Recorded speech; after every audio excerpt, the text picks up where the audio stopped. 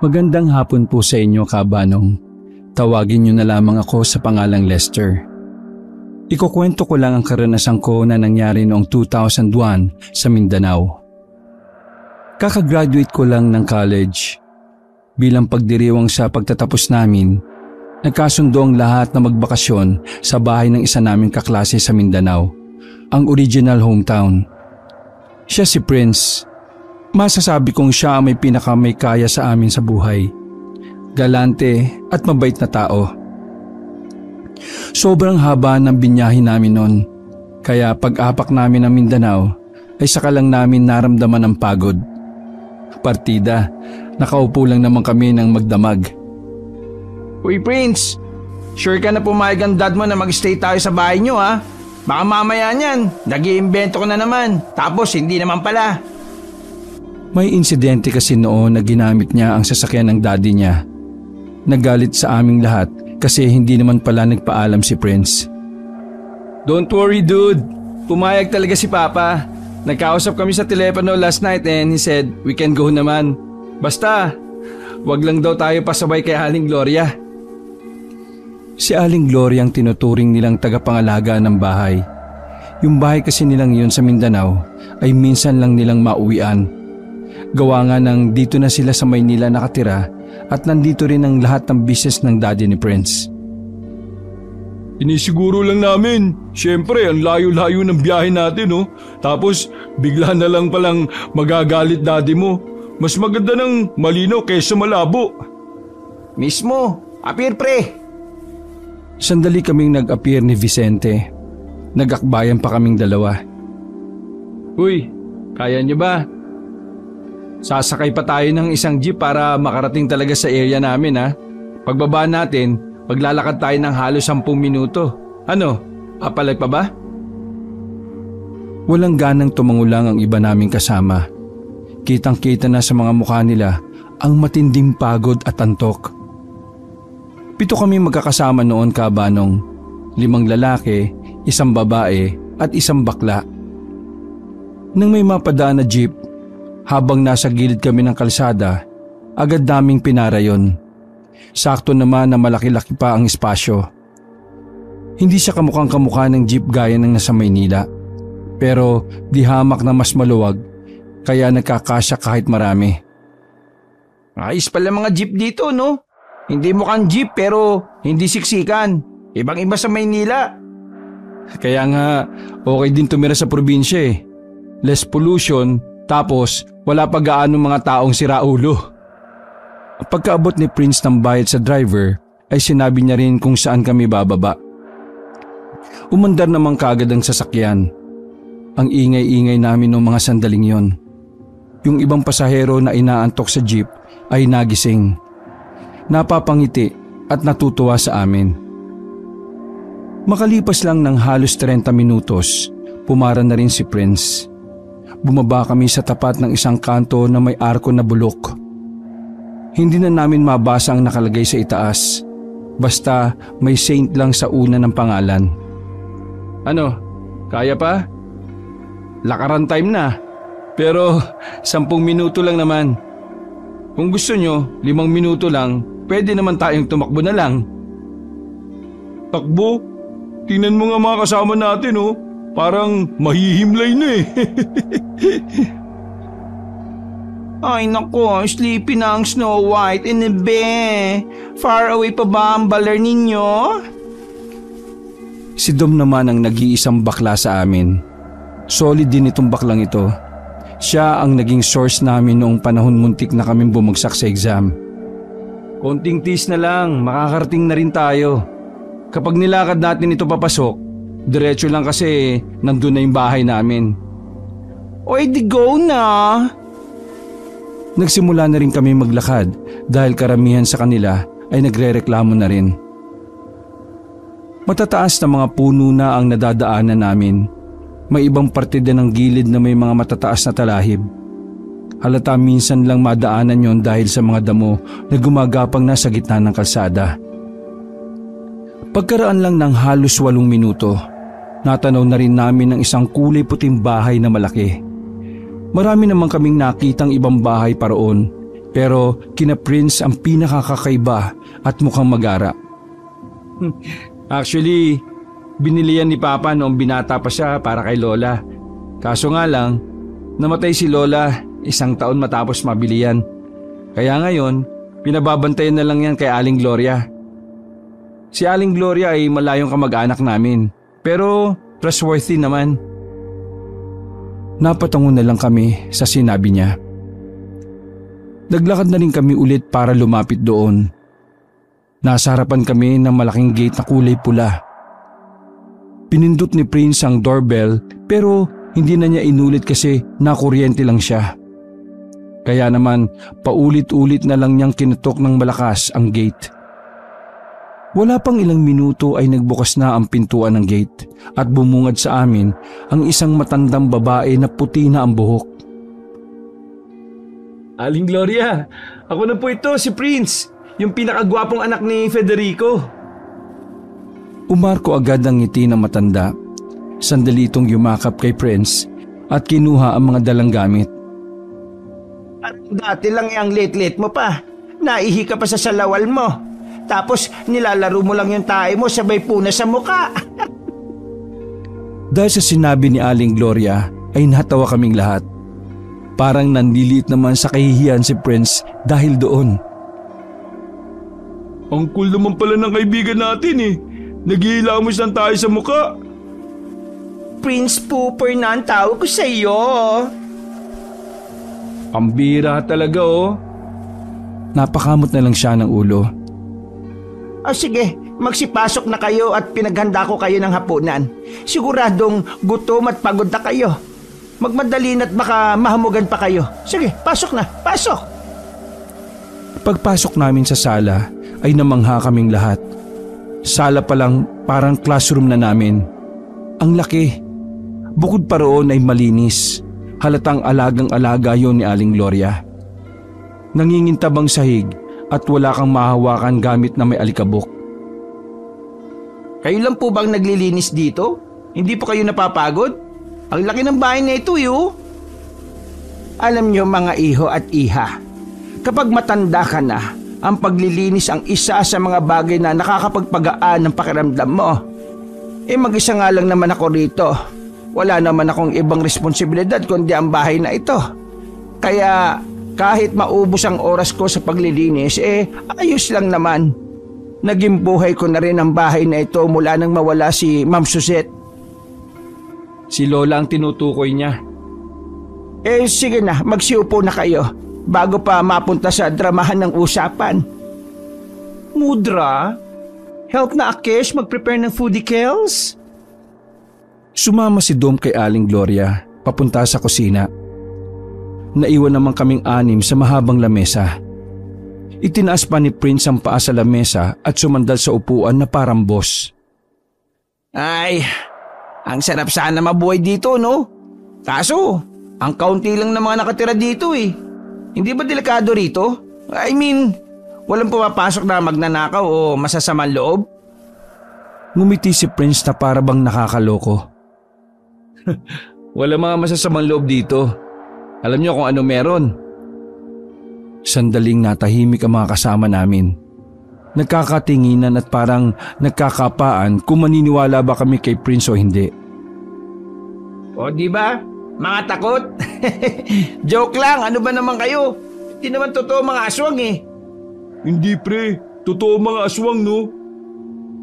Seryoso ang mukha ni Vicente noong mga oras na yon. Kaya sa halip na matawa kami, napaseryoso na rin kami habang tahimik lang na nakikiramdam. Nagkakapis tatay ko eh. Sabi niya, may mga nakainkwentro daw silang aswang habang naglalakad sila sa gubat. Ha? Ano ba yung papa mo? Reserve Army si Papa. Tapos, ang nakalaban daw nila, mga tao mabibilis kumilos. Nalaman lang nila na aswang yun nang may mapatay sa kanilang isa. Seryoso ko ba dyan, pre? Ako, nag-joke lang ako ha.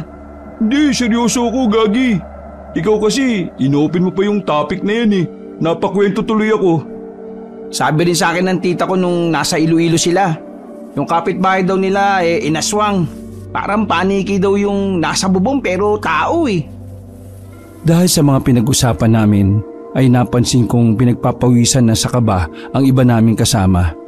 Lalong-lalo na si Glenda, ang nag-iisang babae na sumama sa amin. Diyos ko, tama na nga yan. Nagkakatakutan lang tayo eh. Nandito tayo para magsaya at ipagdiwang yung pagtatapos natin ng college. Wala tayong ibang iisipin kundi mag-relax at magsaya, okay? Are we clear? Okay, clear. That's good. Mga ilang sandali lang ay nakabalik na rin si Dom at Aling Gloria, dala ang mga pagkain. Bagong luto pa talaga ang mga yon. Nakakatuwa dahil talagang nag-abala pa si Aling Gloria. Nagsimula kaming kumain at tamang kwentuhan lang ng kung ano-ano. Kasabay na rin namin si Aling Gloria sa hapagkainan.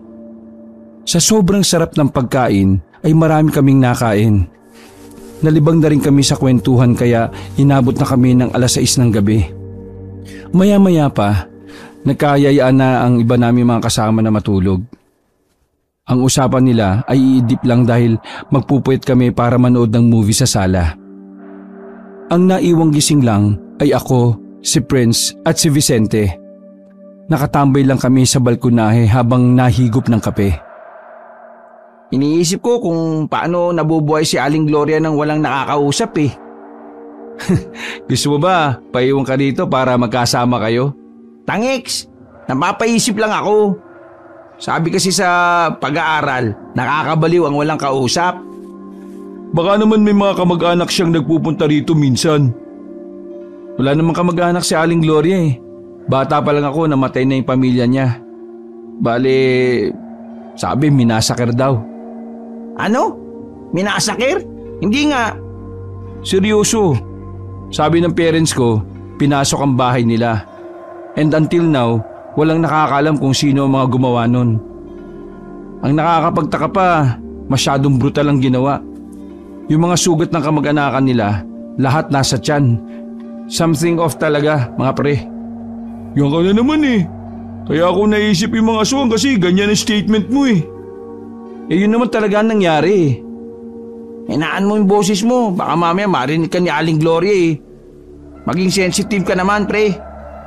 Pero ano, sa pagkakaalam ko, may isa pang kamag-anak si Aling Gloria na hindi naman nakasama sa massacre.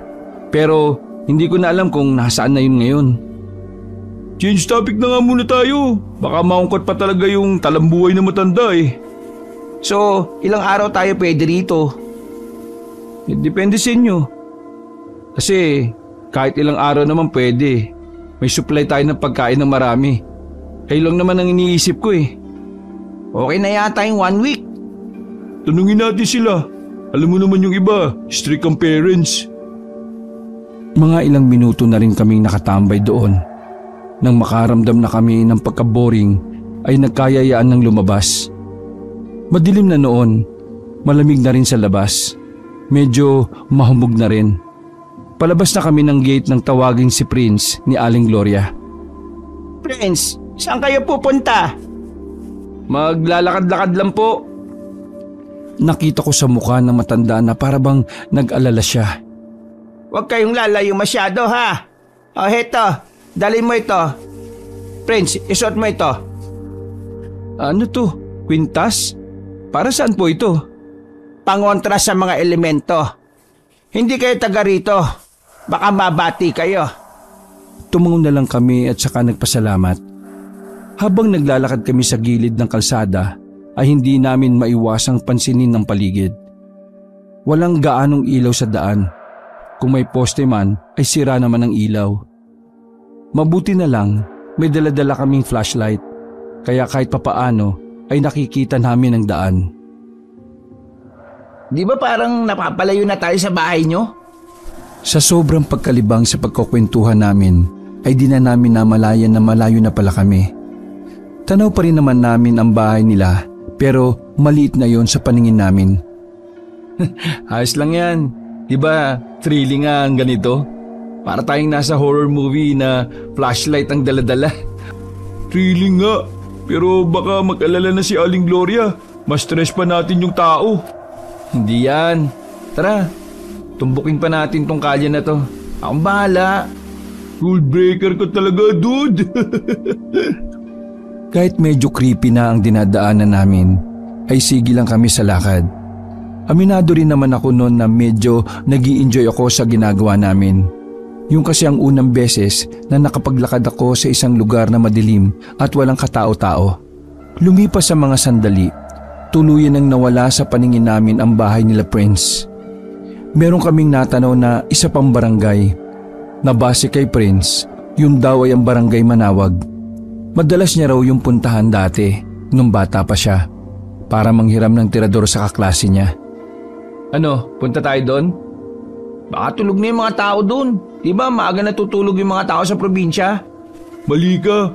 Maaga lang silang pumapasok sa bahay pero gising pa yung mga yan. So ano, punta na tayo doon. Ano bang meron dyan? At yun ang ating aalamin. Ayusin mo lang, Prince, ha? Kapag kami napahamak sa ginagawa natin, ikaw ang sisisihin namin.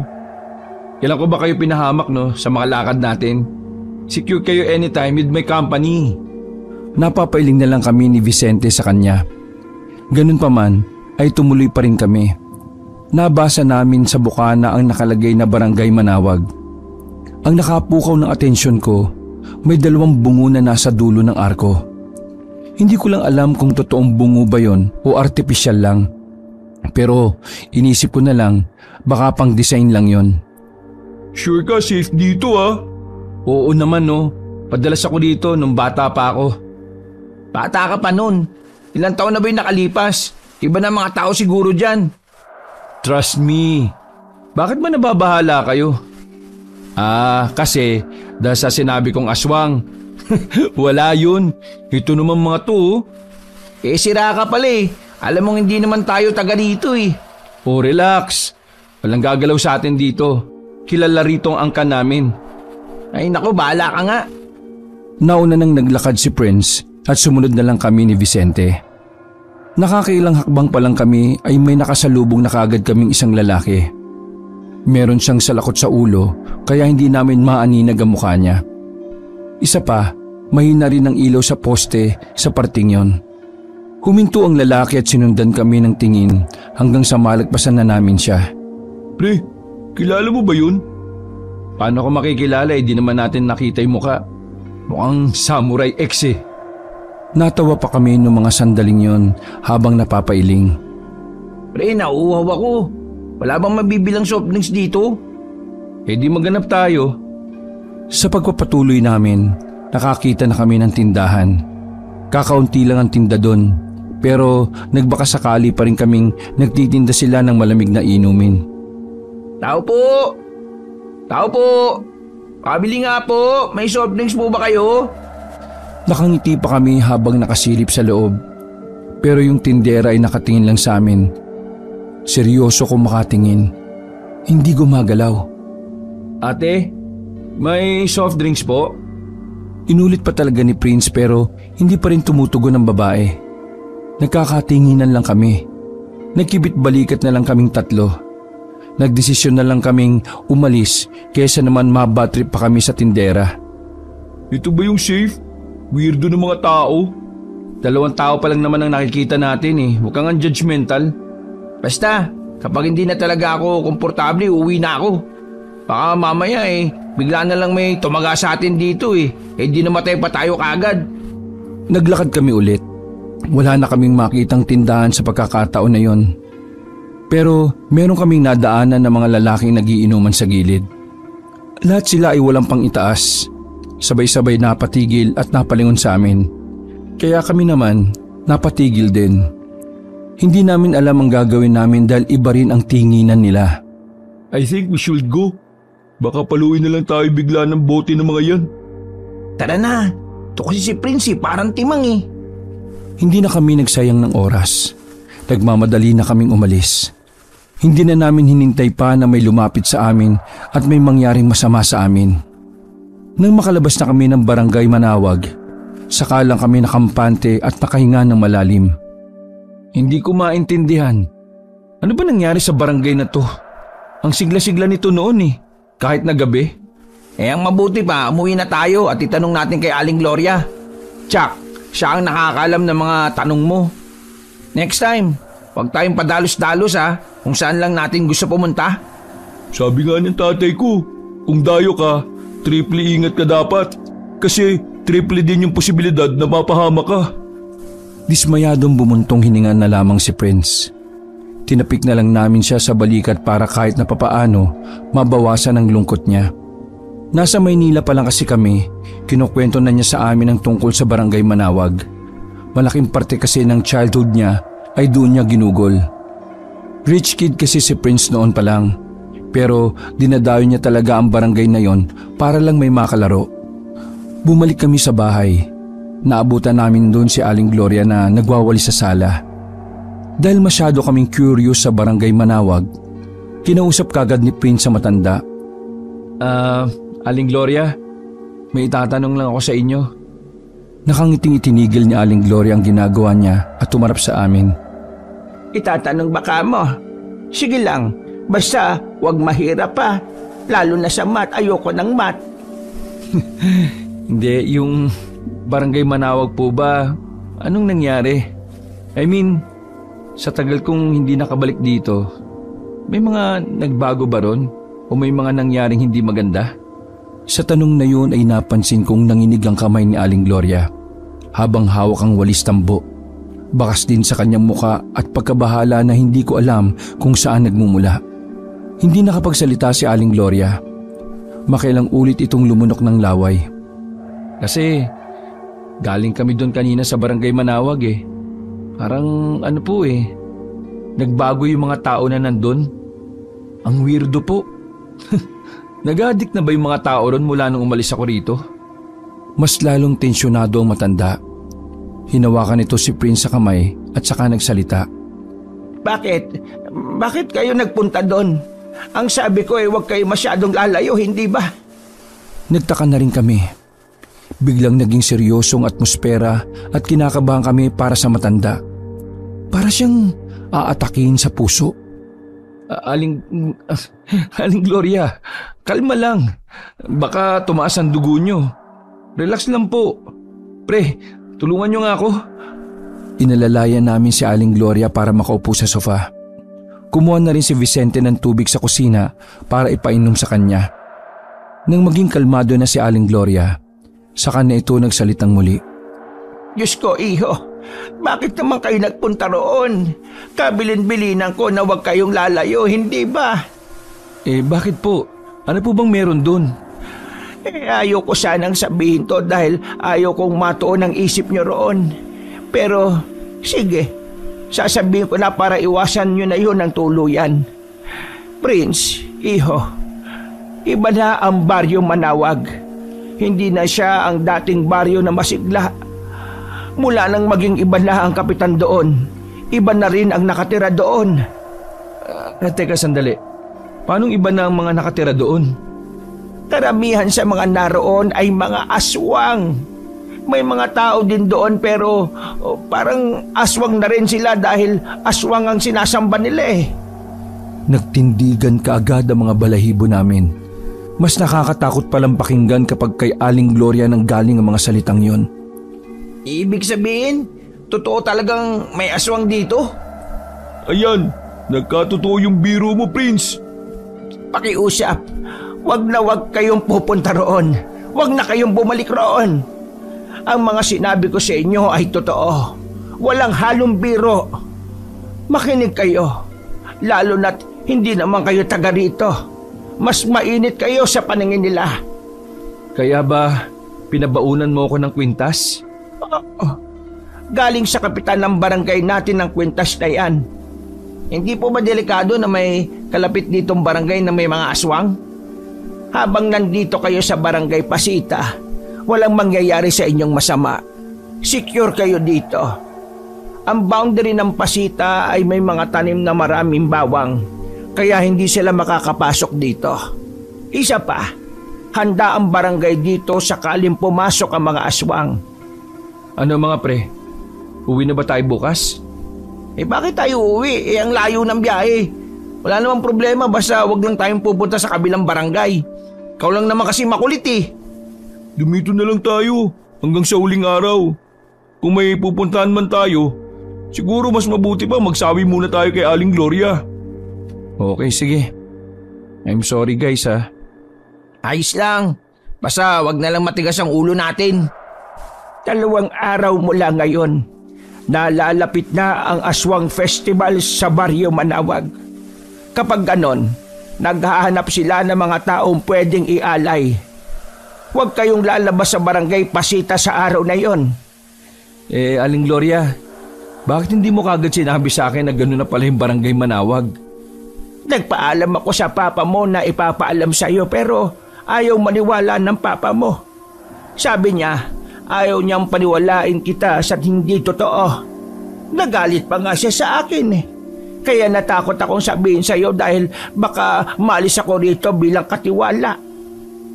Mawalang galang na po, Aling Gloria. Pero bakit hindi niyo na lang ipaubaya sa iba yung pagbabantay ng bahay na ito? Napansin ko na biglang lumungkot ang mukha niya. Kasi umaasa ako na makikita ko pa ang isa kong anak na nawawala sa probinsyang ito. Hindi na kami nagsalita. Parang nagsisi na ako sa ganong klase ng tanong ko. Sige na, Aling Gloria. Magpahinga na po kayo at kami nang bahalang tumapos ng ginagawa ninyo. Sige. Maraming salamat. Tumayo na rin si Aling Gloria at pumunta na rin sa isang silid sa parting likod ng bahay. May isa pa kasing kwarto doon. Dahil wala na kaming gagawin noon, ay umakyat na lang din kami sa 2nd floor.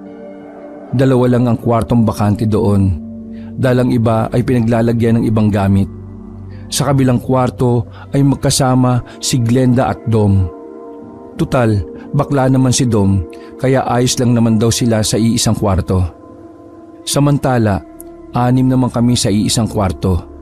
Siyempre, sa lapag na kami natulog dahil nakahilata na ang mga kasama namin. Agad din naman akong dinalaw ng antok. Nagising na lang ako na nakayakap na si Prince at Vicente sa akin.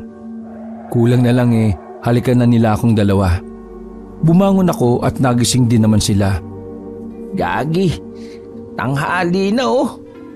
Oh, 9:00 pa lang Tanghali na yung ganyan, tulig. Bumangon na tayo. Tumulong tayo sa pagluluto. Pagbaba namin sa sala ay naabutan namin silang abala. Sila na ang umaalalay kay Aling Gloria sa pagluluto. Ang hindi lang namin alam ay kung bakit sila nakatingin sa aming lahat. O bakit? Ngayon lang ba kayo nakakita ng mga gwapong bagong gising? Hoy mga kuya, mag-short nga kayo ng properly. Yung hotdog nyo, bakat. Diyos ko, dakmain ko yarn. Pagtingin namin sa baba namin ay agad-agad kaming bumalik pataas. Narinig naman namin na nagtawanan sila sa baba. Kahit na napahiya kami dahil sa suot namin, naging masaya naman ang unang araw namin sa bahay nila Prince. Pansamantala naming nakalimutan ang tungkol sa barangay Manawag at sa mga aswang. Nagdesisyon na lang din kaming 3 nila Prince at Vicente na wag nang sabihin sa iba. Kapag nalaman kasi nila, tiyak na matatakot lang sila at magyayaya na kagad na umuwi. Dakong 5:00 na ng hapon nang matapos kaming magkatuwaan sa paglalaro ng cards. Nagpaalam sa amin si Aling Gloria para kunin ang order niyang tinapay. Kaming magkakaklase na lang ang naiwan sa bahay. May kanya-kanya na kaming ginagawa noon. Tahimik lang naman kami. Ako naman noon ay nagbabasa lang habang nasa balkonahe. Kasama ko pa rin sina Prince at Vicente. Maya-maya, napansin naming palabas ng gate sila Dom at Glenda. 5 silang lalabas kaya medyo nabahala kami. Naisip namin na baka mapadpad sila sa kabilang barangay. Kaya naman nagmamadali kaming 3 para pagsabihan sila. Oy, sandali! Saan ba kayo pupunta? At bakit? Join ka ba? Saan ba ang punta nyo? Sagot ka agad. Wala naman kaming no sa place here Lakad-lakad lang. O kaya jogging.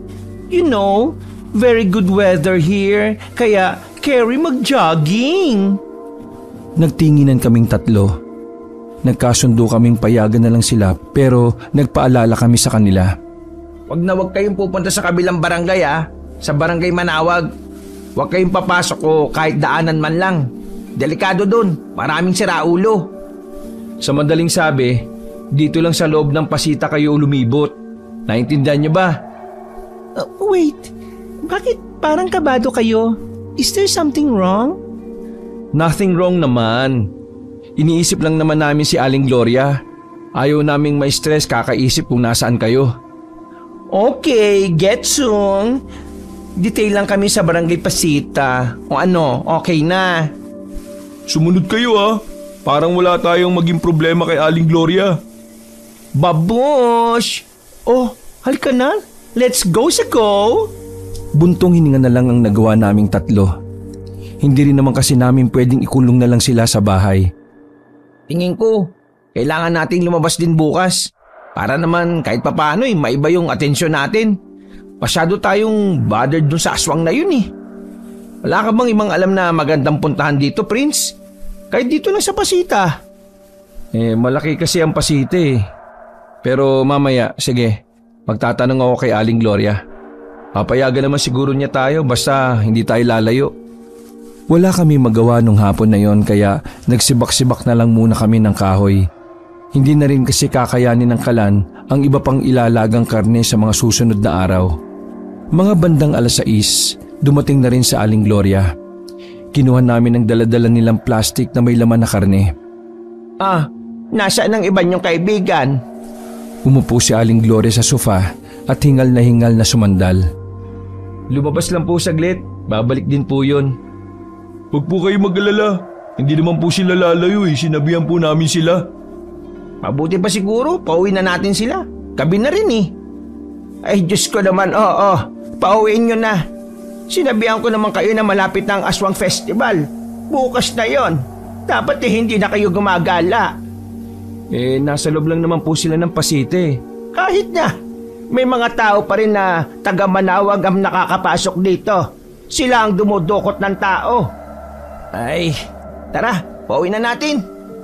Dito lang po kayo Papauwi lang po namin sila. Sa kaliwang kalye kayo dumaan. Baka doon sila dumaan kanina kasi doon naman may mga kabahayan. Nagmamadali kaming lumabas ng bahay. Noong mga sandaling yon ay naiinis din talaga ako sa sarili ko. Hindi ko alam kung bakit kasi pumayag pa kami na umalis pa sila. Siguro dahil kahit totoo nga ang aswang, nagiging kampante pa rin kami dahil sa sinabing hindi nakakapasok ang aswang sa Pasita. Nawala sa isip namin na bukod sa aswang, meron din palang mga tao ang nakatira sa Barangay Manawag. Nakarating kami sa estrito na medyo may mga kabahayan. Maliwanag sa parting yon pero wala ng tao sa labas. Nakakailang minuto na kaming lakad pero hindi naman namin sila nakikita. Kinakabahan na kami na baka kung ano na nangyari sa kanila, Kabanong. Kasalanan ko to Kung hindi ako pumayag, hindi sana sila lalabas. Magtigil ka nga. Anong kasalanan? Bakit? Iniisip mo ba na may nangyari sa kanila? Paano kung meron? Di kasalanan mo nga. Bahala ka. Tama na yan. Wala namang mangyayari kung magtuturuan tayo Ang gawin na lang natin, hanapin sila. Huminto kami saglit. Palingon-lingon sa paligid. Mapayapa ang paligid. Ang nakakadagdag sa kaba namin ay ang malamig na simoy ng hangin na parabang may ibang pinapahiwatig. Kung maghiwa-hiwalay tayo para mas madali silang mahanap. Hindi magandang ideya yan. Baka magkasalisan lang tayo. Bilisan na lang natin ang paghanap. Naglakad pa kami ng naglakad. Nagtanong-tanong na rin kami sa mga magsasaka na nakakasalubong namin. Pero lahat sila ay walang alam. Hanggang sa natanong na lang namin si Dom na tumatakbo palapit sa amin. Takot na takot ang mukha niya. Napaupo pa siya sa lapag habang pilit na sinusubukang makapagsalita. Ano nangyari? Nasaan yung iba pa natin mga kaklase? Kasi... Magsalita ka! Hinawakan pa ni Vicente sa kwelyo ang kaklase naming bading. Para mo namang sasapakin Huwag mong ganyanin. Dom, relax ka lang. Huminga ka muna ng malalim. Sige na, dali. Sinunod ni Dom ang sinabi ko. Nanahimik siya sandali at huminga ng malalim. Ngayon, sabihin mo kung ano ba yung talagang nangyari. Kasi walking lang kami kanina. Tapos...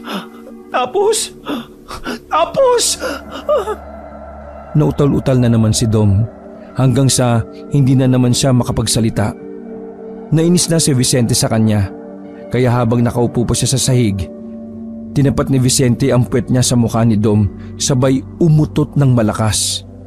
Gosh! Dangerous smell! Manners? Ang baho! Napatayo naman si Dom dahil doon. O edi, tumuwid ang pananalita mo. Utot lang pala ang kailangan mo eh. Ano ba kasing nangyari, Dom? Nababatrip na ako eh. Huminga ulit ng malalim si Dom. Kasi, pauwi na sana kami. Tapos, bigla na lang may 4 na bad guys ang nag-interrupt. May hawak silang dangerous thing. And then, ginet first si Glenda. Tapos, sabay sunggab kina Boyet at Jomar. Gumora na Akis agad before pa nila Akis mahawakan. O anong itsura nila? Pangit ba? Nakakatakot? Mukha ba silang aswang? Diyos ko, Prince. Aswang pa ang nasa brain cells mo? Hindi. Normal persons lang. Pero mga bad guy. Scary. Ngayon lang ba yan o kanina pa? As in now lang. Save them. Doon. Bilis. Puntahan niyo sila doon. Buisit. Tara! Wala kaming sinayang na pagkakataon. Nagpasama kami kay Dom kung saan nakuha si Glenda. Pero nang dumating kami roon, tsinelas na lang ni Glenda ang naabutan namin.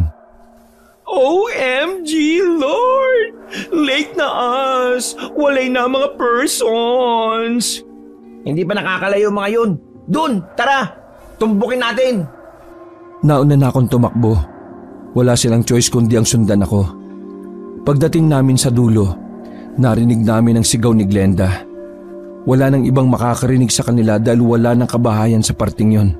Oh, boses ni Glenda yun ah! Nahanap namin kung saan nagmumula ang boses. Hanggang sa makarating na kami sa boundary ng Pasita at Manawag.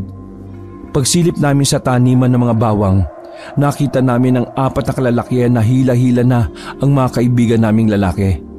Wala nang mali ang mga yon, maliban na lang kay Glenda. Gustuin man naming sagipin si Glenda pero wala na kaming nagawa.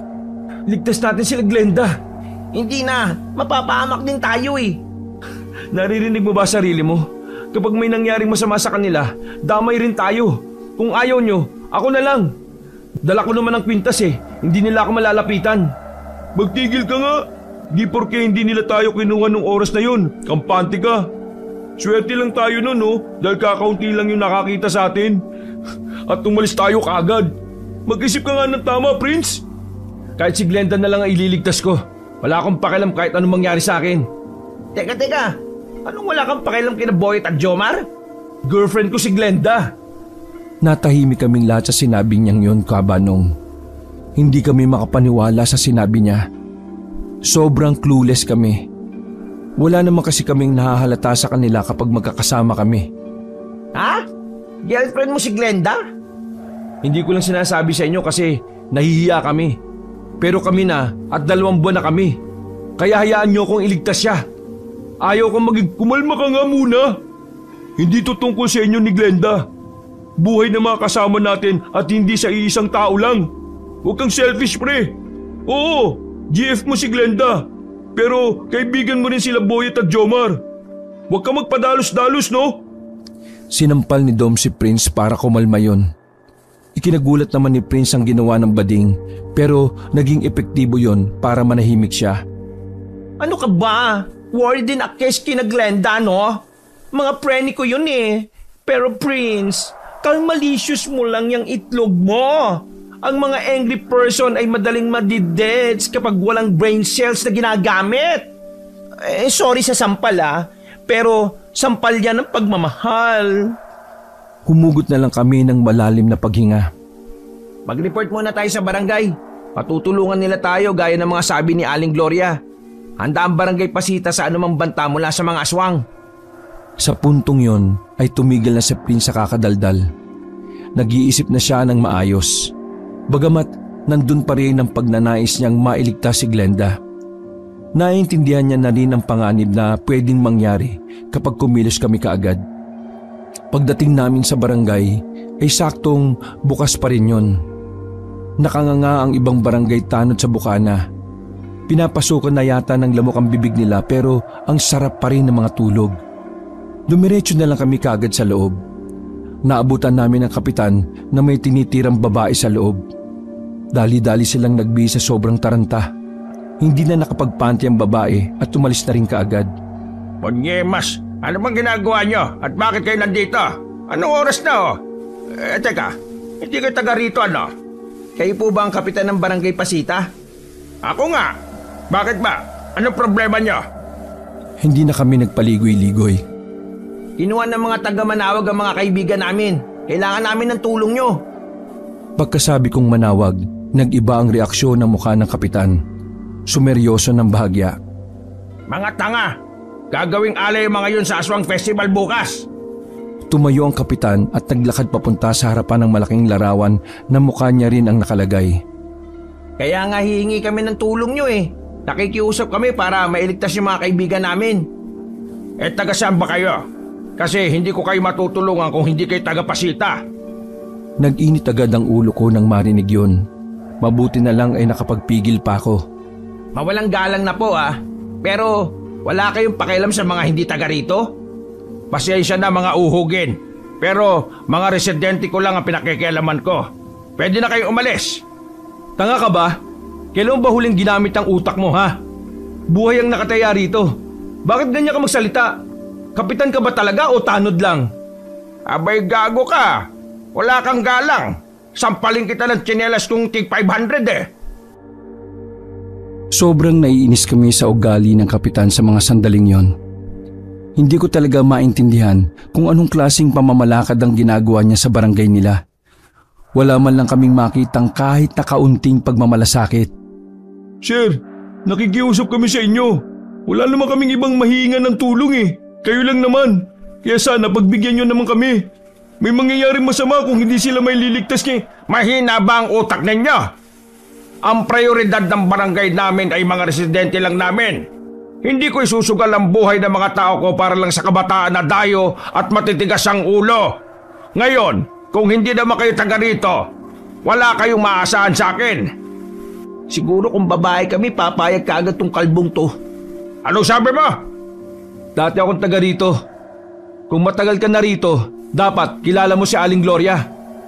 May bagyang pagkagulat ang mukha ng kapitan nang marinig niya yon. Pamilya Vergara ba ka mo? Kilala ko, pero wala pa rin akong pakialam. Sira ulong pamilya mo dati. Vergara ang dahilan kung bakit nalugi ang mga negosyo namin. Kaya tablado kayo sa akin. Hindi naman yata tama na personalin nyo kami dahil lang sa... Lumabas na nga kayo ngayon din! Bago ko pa kayo ipabugbog sa mga tao ko o kaya ipakain sa mga aswang.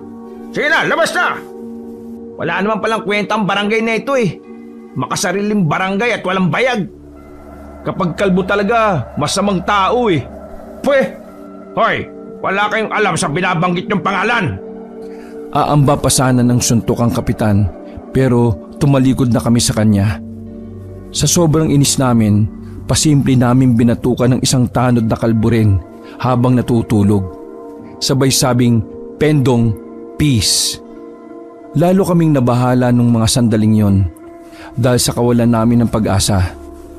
Nagdadalawang isip kami kung ipapaalam namin kay Aling Gloria ang nangyari.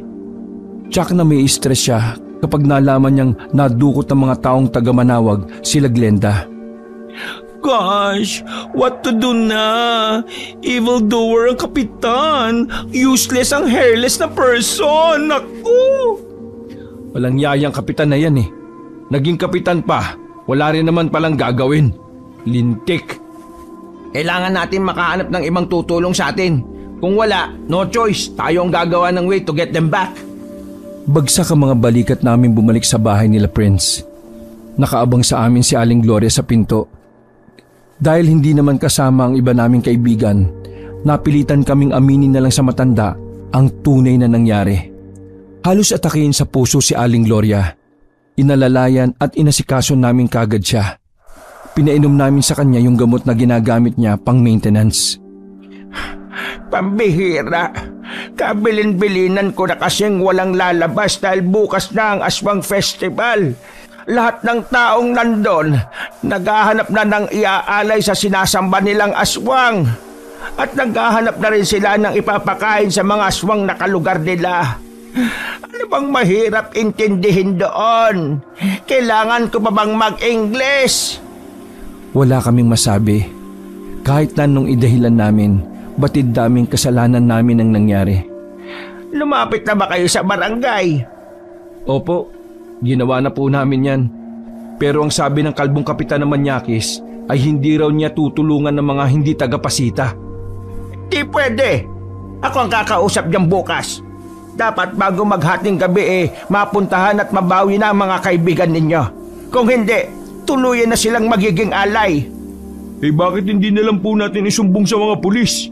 Ilang beses nang may gumawa niyan, pero hindi sila naniniwala sa mga aswang. Ang tingin nila sa mga taga rito ay mga baliw. Ano ba naman yarn? Hopeless ang barangay here dahil sa useless na hairless na worthless. Sige na, magpahinga na muna kayo. Mag-iisip ako ng paraan kung papaano kukumbinsihin ang kapitan. Sige na, kumain kayo at magpahinga. Bukas ng umaga sasamahan niyo ako pumunta sa barangay. Tumango na lang kami sa kanya. Wala kaming ganang kumain nun. Hindi namin naubos sa mga pagkain namin.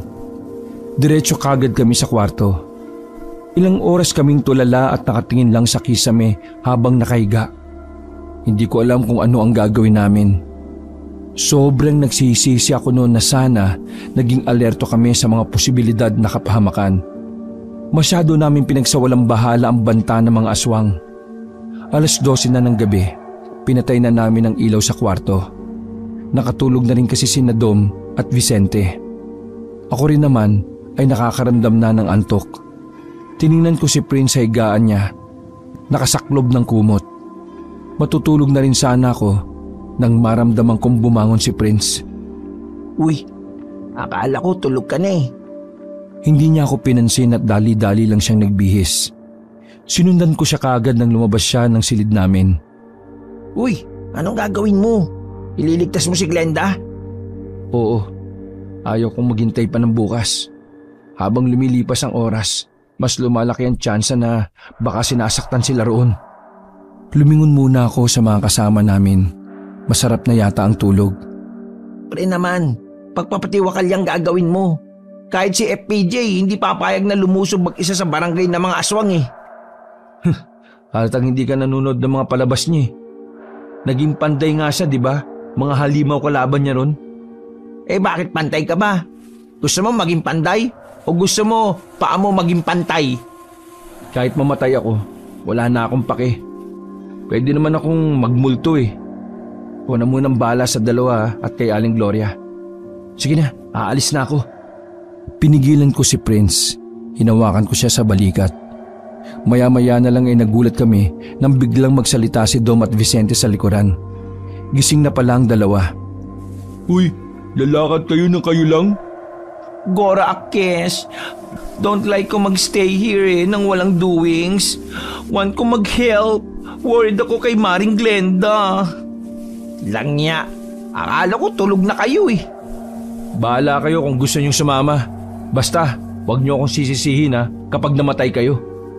Dahan-dahan kaming lumabas ng bahay para hindi magising si Aling Gloria. Malamig na noon. Hinahaplos-haplos namin ang mga braso namin dahil sa ginaw. Doble kabado kami dahil sobrang tahimik na rin talaga sa paligid. Ang dala lang namin ng mga oras na yon ay tigi-isang kutsilyo. Tapos yung kay Dom pa ay pang bread knife. Huwag kayong lalayo sa akin kahit na anong mangyari. Nasa akin pa rin ang kwintas na bigay ni Aling Gloria. Nang matanong na namin ang bukana ng barangay Manawag, nagtayuan na rin ang balahibo ko. Hinigpitan ko ang hawak sa kutsilyo. Hindi tayo pwedeng dumaan dyan sa bukana. Siguradong mas maraming makakakita sa atin ngayon dahil may okasyon sila bukas. Where do we go? Doon, sa kanan. Tingnan natin kung pwede tayong dumaan doon. Pagkarating namin doon ay medyo nahirapan kami. Pinaghahawi muna namin ang mga nakaharang na halaman. Dahan-dahan lang ang ginawa namin dahil base kay Aling Gloria, matatalas ang pandinig ng mga aswang. Nagkanda sugat-sugat pa kami dahil sa mga tinik. nakapasok kami ng barangay Manawag ng walang nakakakita. Tumagos kami sa tambakan ng mga pinagbalatan ng buko. Ready na sila para bukas. Magbubuko salad ata ang mga tanga. Hoy, shut your mouth! Pagkaligpas namin doon ay nakarating naman kami sa sagingan. Sa parting yon ay medyo naging risky ang ginawa namin. May mga nakita kasi kaming 2 tao. Puro lalaki. Hindi namin alam kung anong ginagawa nila. Nakatayo lang sila sa dulong banda. Tumigil muna kami sa gilid. Hinintay namin na umalis ang 2 doon kasi wala din naman kaming ibang daraanan. Kung i-distract natin yung 2? Paano? Ayun si Dom oh. Gawin nating pain. Pain? What mo pain? Si pain ko pes mo. Kaya mo ba, Dom? Ililis mo lang ang atensyon nila. Kaloka kayo ha? Hoy, Juding lang ako pero di ako superhero, no? Tingin nyo sa Akesh, si Wonder Woman. Look-alike lang kami pero different princess kami, no? Ay nako, ako na nga bala. Kumuha ko ng malaking bato sa gilid. Yung sakto lang sa kamay ko para hindi gaanong mabigat. Ba't mo babatuin? Di nalaman nila kung saan tayo. Umalis ka agad tayo sa kinaroroonan natin kapag binitiwan ko na itong batong to. Teka. Pwersado kong binato ang isang puno ng saging. Pero dahil medyo madilim, hindi ko natamaan. Mabuti na lang ay nakagawa ng ingay ang bato ng gumulong na yon sa mga tuyong dahon sa lapag. Lumipat kagad kami ng pwesto. Nakita naming dali-daling pinuntahan ng 2 lalaki ang pinagmulan ng bato. Sinamantala na namin ang pagkakataon na yon para makalagpas sa lugar na yon. Nakarating na kami sa gilid ng daan. Mas delikado ang lagay namin doon kaya naganap muna kami na mapagtataguan. May nakita kaming bahay, Kabanong. Pumunta kami sa silong noon nang maramdaman naming may paparating. Dumapa kami sa ilalim. Nanatili lang kaming tahimik hanggang sa marinig namin ang mga nag-uusap sa ilalim ng bahay. Sabik na ako bukas. Ito na yata ang pinakamasayang aswang festival ng buhay ko. Nako, oo nga. Ang daming alay ngayon. Paano? May mga taga Maynila raw na nakuha. Mga estudyante pa yata. Batang-bata. Ang sarap. Sayang nga at nakatakas daw yung isang bakla eh. Gusto ko pa naman sanang kumain ng bakla. Ito ka talagang matanda ka. Ewan ko sa'yo. Habang naririnig namin yun, ay napapa-OMG na lang si Dom ng mahina. Aalis na sana kami nang bigla pang magsalita ang lalaki. Siya nga pala. Maaga ako bukas. Kasama ako sa mga magbabantay ng alay sa Maisan. Ikaw nang bahala rito ha. Basta pangako, mag-uuwi ako kahit braso lang. Matapos naming marinig yun, ay pasimple na kaming umalis sa silong ng bahay. Para kami mga tanga na nagsisiksikan sa maliit na iskinita sa likuran ng mga kabahayan. Bulungan lang ang usapan namin dahil palagay namin kada bahay na nadadaanan namin ay mga aswang ang naroon. Saan kaya rito yung Maisan? Mas maganda siguro kung maghiwa-hiwalay tayo. Lester, tayo magkasama. Vicente at Dom, kayong 2 naman. Wala tayong mapapala kapag magkakasama tayong 4. Kapag nahuli tayo, wala na tayong magagawa. Jackpot na sila kaagad. Maganda ang naisip mo, Prince. Ayos lang naman sa akin yun pero itong si Dom, ewan ko rito kung maayos to kasama. Gora na ako dyan, no? Di naman ako scared, no? O paano? Maghiwa-hiwalay na tayo. Doon kami ni Prince sa kabila. Dito kayo. Game? Nauna nang maglakad ang 2. Kami naman ni Prince ay sandaling nakiramdam muna para makatawid sa kabila. Inaalam muna namin kung may mga nakadungaw sa bintana. Nang masiguro naming wala naman, tumawid kami sa kabilang kalye. Pero nagulat kami nang biglang bumukas ang isang pinto sa bahay. Bumunga doon ng isang lalaki na parang kasing edad lang ng kapitan.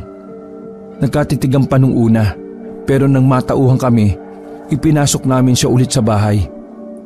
Tangkang sisigaw pa ang lalaki pero biglang sinuntok yun ni Prince. Mag-iingay ka pa ha. Nakahanap kami ng lubid at tela na itatapal naman namin sa bibig ng lalaki. Nakatulog siya sa lakas ng suntok ni Prince. Swerte lang din kami noon dahil walang ibang tao sa bahay na yon. Mga ilang sandali lang, nakarinig na lang kami ng malakas na tili. Kilala namin ang tili na yon. Isa lang naman ang bakla sa amin eh. Tumito na muna tayo. Nahuli na yata sila Vicente at Dom. Langya oh. Hindi pa nakakalayo, palyak agad. Sa bahay na yon ay nagpalipas na kami ng oras, Kabanong. Masarap ang tulog ng lalaki dahil sa oras na nagigising siya, sinasapak ulit siya ni Prince. Inumaga na kami. Sa ganung oras pa lang ay dinig na namin kaagad ang ingay. Maraming naghihiyawan. Ang iba ay nagsisigawan ng mabuhay ang mga aswang. Simula na pala ng Aswang Festival noon.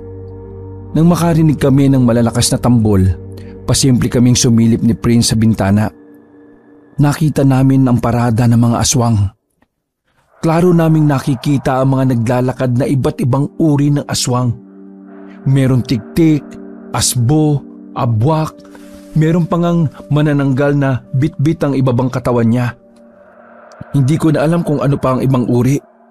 Bukod doon, may mga malalaki silang puppet na pinapagana ng mga naghahawak doon. Siyempre, aswang ang puppet na binabandera nila. Lumalabas-labas pa ang mahahabang dila ng puppet. Tapos pumapagaspas naman ang malapad na pakpak. Kahit umagang-umaga ay nagtitindigan ng mga balahibo namin. Kinikilabutan kami sa ideyang tsak na mamamatay kami sa oras na malamang nandun kami ni Prince. Isasara na sana namin ang bintana na makita namin ang mga nakatali na bihag sa bandang hulihan ng parada. Dugtong-dugtong ang mga tali nila. Para silang tren. Sa bandang gitna ng mga bihag ay natanaw ko sila Glenda, Boyet at Jomar. Sa huli naman ay naroon si Dom at Vicente. Kinakaladkad sila na parang mga alipin. Pinigilan ko naman si Prince na lumabas ng bahay na yon nang makita niya ang lagay ni Glenda. Pre, kumalma ka lang. Pareho tayo mapapasama dun eh kapag lumabas ka. Bumuntong hininga na lamang si Prince. Pero kita ko sa mukha niya ang labis na lungkot sa pag-aalala. Parang suntok sa buwan ang gagawin natin eh. Napaka-imposible na mailigtas natin sila sa kalagayan natin. Kaya dapat di tayo nagpadalos-dalos eh. Kailangan natin mag-isip ng paraan. At kung wala na talaga, Diyos na lang ang bahala sa lahat. Napatingin si Prince sa lalaking nakayuko at wala pa ring malay. Sa tingin ko, magagamit natin ang lalaking to. Ano? Pagsasalitain natin, siguradong may... Kapag inalis mo ang busal niyan, tapos na tayo. Tsaka, simpleng aswang lang naman yan eh. Wala rin niyang magagawa. Wala na tayong choice eh. Lahat ng paraan gawin natin. Hindi lahat pwedeng gawin. Doon tayo sa mas ligtas. Prince, mag-isip ka nga. Matalino kang tao eh. Alam mo yan. Langya naman oh. Na-inlove ka lang, naging bobo ka na eh. Nanahimik pansamantala si Prince. Umupo siya sa gilid at napahawak sa kanyang baba. Muli akong sumilip sa bintana. Napansin ko na lahat ng mga taga roon ay sumunod sa parada. Dahil doon, may pumasok agad na ideya sa utak ko. Pre, lahat sila nagsusunuran sa parada. Samantalahin na natin to. Sigurado, wala nang tao sa mga kabahayan kapag nakalagpas na sila. Naghintay kami ng ilang minuto para masigurong wala nang natira na residente. Paglabas namin, parang ghost town na ang lugar. Hindi ko alam kung saan papunta ang parada, pero ang mahalaga na lang sa amin noon ay makalabas. Palihim kaming sumunod sa parada. Habang nakabuntot kami, kitang-kita sa kanila ang labis na kaligayahan base sa mga kilos nila. Nagsasayawan pa sila, nagkakantahan at naghihiyawan. Medyo komplikado para sa amin ang sitwasyon. Hindi kasi namin matukoy kung alin sa mga nakasibilyan ang mga tao at aswang. Sa kakasunod namin, napalayo na kami ng kabahayan. Nakarating na kami sa malawak na kapatagan. Parang may gaganaping seremonya roon base sa nakikita kong malaking ribulto ng tao na may pakpak. Tapos may mga lamesa at upuan. May carpet pa nga silang ginagamit. Ilang metro lang ang layo namin doon. Habang nakadapa kami ay may nakatabon sa aming mga tuyong dayami. Kating-kati na kami pero tinitiis namin. Unyemas na buhay naman to. Paano natin maliligtas sila Glenda kung ganyan sila karami? Yan nga ang sinasabi ko sa iyo eh. Kaya hindi tayo pwedeng magbasta-basta ng desisyon. Bago nagsimula ang seremonya, nanlaki pa ang mga mata namin nang makitang dumating si Aling Gloria. Lumapit siya sa isang lalaki. Naintriga kami kaya pasimple kaming gumapang nang mabilis palapit. Langya, ano yan? Aswang din si Aling Gloria? Traidor! Manahimik ka muna. Pinakinggan namin ang usapan ni Aling Gloria at ng lalaki. Nagawa ko na ang gusto ninyo. Nag-alay na ako sa inyo. Mga taga Maynila pa sila.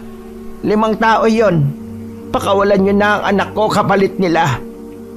Tumawa ang lalaki at saka sinampal ng malakas si Aling Gloria. Nakaramdam kami ng awa kahit na kumpirmado na naming nagtaksil si Aling Gloria. Pero kahit na ganon, hindi pa rin kami makapaniwala na lahat ng pinakita niya sa amin ay purong pagpapanggap lang pala. Tanga ka ba talagang matanda ka? Tingin mo tutupad kami sa isang matandang hindi naman aswang ang sinasamba? Tagapasita ka. Huwag kang umasa na papabor kami sa gusto mo. Walang iya kayo. Maraming taon nyo nang inaalipin ang anak ko. Kaya sana'y pakawalan nyo na siya. Binigay ko naman ang gusto niyo, hindi ba? Alam mo, tanda, ang dali mong utuin eh. Biruin mo, yung mga taga Maynila na walang kaalam-alam, nagawa mong ilaglag sa amin para lang sa anak mong matagal na naming pinatay? Hindi nakapagsalita si Aling Gloria. Ewan ko pero parang nanginginig na siya. Isinama namin sa alay ang anak mo noong Aswang Festival 7 taon na ang nakakalipas. Kaya huwag ka nang umasa na makakasama mo siya. Matagal na siyang patay. Ilayo nyo na nga itong matandang yan dito. Wala nang pakinabang yan. Bulok na ang lamang loob niyan. Pwersahan nilang hinila si Aling Gloria. Iyak ng iyak si Aling Gloria noon. Pero wala kaming magawa. Wisit, hindi ko magawang magalit kay Aling Gloria kahit siya ang dahilan kung ba't nakuha sila Glenda. Naiinis ako. Pre, tingnan mo oh. Napansin namin na may ilang mga taong nandoon ang parang nagkakasenyasan. Palagay namin, hindi mga taga Manawag ang ibang naroon. Nang magsisimula na sana sa seremonya ang mga aswang, bigla na lang nagkagulo sa bandang likuran ng mga nagkukumpulang tao. Narinig na lang namin na may mga putok na ng baril. Kanya-kanyang pulasan ng mga yon at ibang mga aswang. Natumba rin ang ribulto na nasa harapan dahil sa banggaan na nangyari. Mga taga-Basita! Nakapasok ang mga taga-Basita! Habang nagkakagulo sila, ay hinanap muna namin ang tingin kung nasaan sila Glenda. Nakita namin silang nasa sulok lang at hindi makaalis. Nakatali kasi ang mga kamay nila sa iisang lubid. Nilakasan na lang namin ang loob namin kabanong at tumakbo papunta roon. Kapag aswang ang nakakasalubong namin ay sinasapak namin sa muka. Hindi namin magamit ang dala naming kutsilyo. Nakukonsensya kaming pumatay kahit na aswang lang. Glenda, mahal! Sinaktan ka ba nila? Tininan kagad ni Prince kung may galo si Glenda na makalapit na kami. Wala mahal ko. Ikaw lang ang gagalo sa akin. Mabuti naman. Hindi ko kakayanin kapag may nangyari masama sa'yo. Maraming salamat, prinsipe ko, sa pagdating at pagsagip sa akin. Seriously? In the middle of this war, naglalandian pa kayo? Wala kayo sa teleserye, mga hunghang.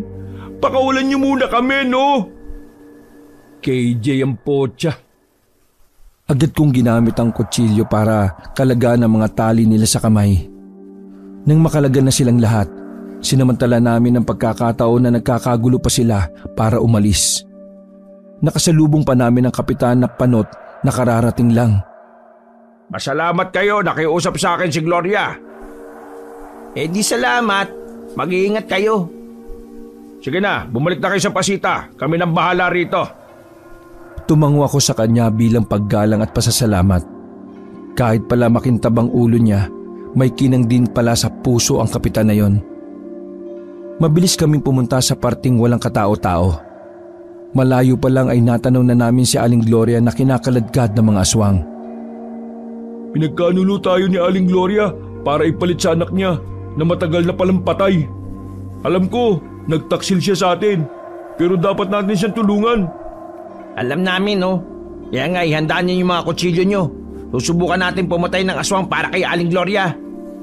Ay, kiber ba ito? Bread knife lang ang dala ko. Huwag ka na sumama, Dom.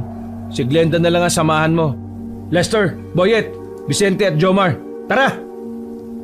Matapang kaming tumakbo patungo kina Aling Gloria. Napalingon agad sa amin ang 3 aswang na kumakaladkad sa matanda. Binitiwan nila si Aling Gloria at saka kami hinarap. Nagdikit-dikit na kaming 5 at nakaambalang ang kutsilyo namin. Nang may magtangkang isang aswang ay nahagip yun ni Vicente sa muka. Sirit agad ang dugo ng aswang. Langya, ganito pala pakiramdam gumamit ng kutsilyo. Huwag kang matuwa, no? Baka maging killer ka pagka uwi natin sa Maynila. Sinubukan pa ulit lumusob ng 2 aswang pero matindi ang opensa namin. Totoo nga na mahina ang utak ng mga aswang kapag maliwanag. Ginamit namin yon laban sa kanila. Kaya nang matapos na silang umatake, kami naman ang umabante. Pinagsasasaksak namin sila pero ilang beses lang silang tinamaan. Daplis pa. Medyo mabilis din kasi silang makailag. Nang maramdaman nilang medyo tagilid na sila sa laban, sumuot na lang sila sa mga silong ng bahay at tuluyan ng umalis. Mga duwag pala kayo eh! Basic. Nagpagpagpa si Prince ng palad sabay kindat kay Glenda. Samantala, nasa gilid lang si Gloria. Kulang na lang ay isiksik niya ang sarili niya sa ilalim ng bahay. Hiyang-hiya siya. Hindi siya makatingin sa amin ng diretsyo. Aling Gloria, tumayo na po kayo. Dahan-dahang nag-angat ng tingin si Aling Gloria. Umiiyak siya at nanginginig pa ang kanyang magkabilang kamay. Hindi niyo na dapat ako iniligtas. Wala nang halaga ang buhay ko. Isa pa, pinagtaksilan ko kayo. Niloko ko kayo. Ako ang dahilan kung bakit kayo nalagay sa kapahamakan. Umupo si Prince sa harapan niya. Sinabi sa amin ni Kapitan na ikaw ang nakiusap sa kanila na sumunod dito. Ikaw ang dahilan kung bakit tayo nakaligtas lahat ngayon. Kaya, huwag mo na pong sisihin ang sarili ninyo. Oo nga, masama ang ginawa nyo. Pero, naiintindihan naman namin kayo kung bakit nyo yung ginawa eh. Kahit sino naman sigurong nanay, gagawin ang lahat para sa kanilang anak. Kahit ikapahamak pa nila. Kaya, Aling Gloria, huwag nyo na pong sisihin ang sarili ninyo. Alam namin na hindi ka masamang tao. Naipit ka lang sa sitwasyon. Inalalayan naming makatayo si Aling Gloria. Iyak siya ng iyak. Hindi niya inakala na kahit inilagay niya kami sa panganib, ay magagawa pa rin namin siyang tanggapin. Nako, maraming salamat sa inyong lahat. Napakabuti nyo. Diyos ko, Panginoon, patawarin nyo ako sa nagawa ko. Oh, bago tayo magdramahan, bumalik na muna tayo sa Barangay Pasita. Delikado pa rin dito. Hindi na kami nagsayang ng oras at dali-dali na rin naming nilisan ang lugar na yon, Kabanong. Kinahapunan, bumalik na rin sila kapitan sa barangay. Wala namang namatay sa kanila pero may mga sugatan. Pinayuhan kami ng kalbong kapitan na bumalik na ng Maynila at isama si Aling Gloria.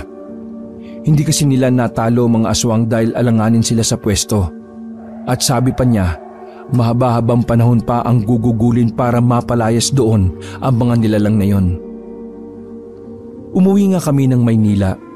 Si Aling Gloria ay tumira na kina Prince. Dahil sa mga nangyari, itinuring na rin naming lola o ina si Aling Gloria.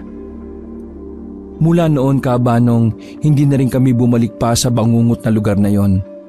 Ang probinsya na kung saan ay malayang nagsasagawa ng Aswang Festival ang mga pambihirang nilalang na yon.